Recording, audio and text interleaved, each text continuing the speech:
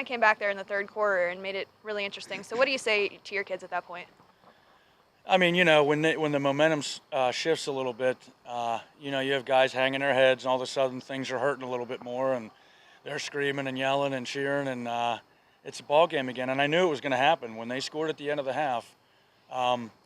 Things tighten up. We're up 2 scores in a high school football game. When you're up 2 scores, or you're down 2 scores as they were, you have a lot of life left. So we knew they were going to give us a battle. They're a proud team, well coached, great guys over there, and I'm just glad we hung on. I mean, it's just it's another one of those games. A lot of stuff on special teams tonight. A lot of good returns on kickoffs. One really good punt. Got your hands team out there on that onside kick. So is that a lot of stuff that you've been working on? Yeah, sometimes the hands team and the onside stuff gets put to the back burner till the day before. But we were just talking about that yesterday, and I said to our guys, I said, we want people out here just field the ball. I said, if they're kicking this, then we're winning the game, and we have to have people stay calm. We had a freshman recover the onside kick, and that was the first time he had been in all night. So, but good hands. So we were pleased with that. We had people there, and again, I give credit to Northern Cambria. It's just this conference. It's one of those deals where most of the time you're going to be in for battles, and I think we had a nice crowd here tonight, and I think everybody got a good treat. It's not very often that a punt is one of the biggest plays of the game, and when Jesse booted that 59-yard punt there, what was going through your head?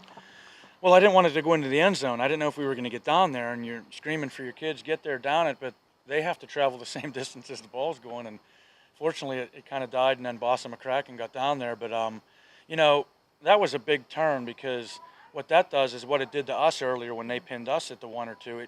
It limits your offense a little bit more, and our defense rose up there. I mean, they were getting some good runs up inside and off tackle, and we forced them to 3 and out there, which was huge. And then they kind of shanked one, and we were able to take it in. The first 2 touchdowns of the game, they're stacking the box, and you guys go for 41 and 46-yard passing touchdowns. How's the passing game been coming along? Because it looked pretty good on those ones. Yeah, I mean, that's one of those things, and Mike Arone, our offensive assistant, he's chirping at me. I'm usually a little more patient, but those were the times to try to get something going if they're going to come up tight like that. And fortunately, we have a kid that can throw it, and a couple of guys that'll go get it, and in the line giving them time too. And we tried to get back to that later on when the momentum had shifted a little bit, and because they were still bringing people up. They're very athletic. They're front 4 big kids, but the rest of their kids are athletes, and that's you're not going to get behind them all night. Fortunately, we did twice there in the opening part of the game. What was the game plan coming in to try and limit Chris Rippon?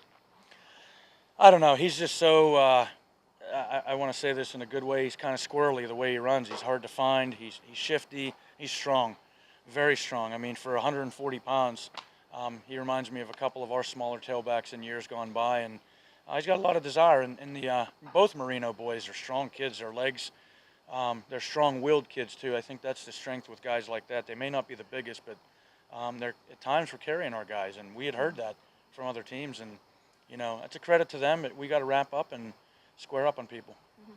We talked a little bit in the preseason about kind of the expectations around here and the tradition and things like that with years past. Coming out, getting a 4-0 start, how does it feel just to get those 4 wins? It's good. It's good. And, the mindset has to be, I know it is for me anyway, and I'm sure for our coaches, we'll enjoy it tonight and tomorrow.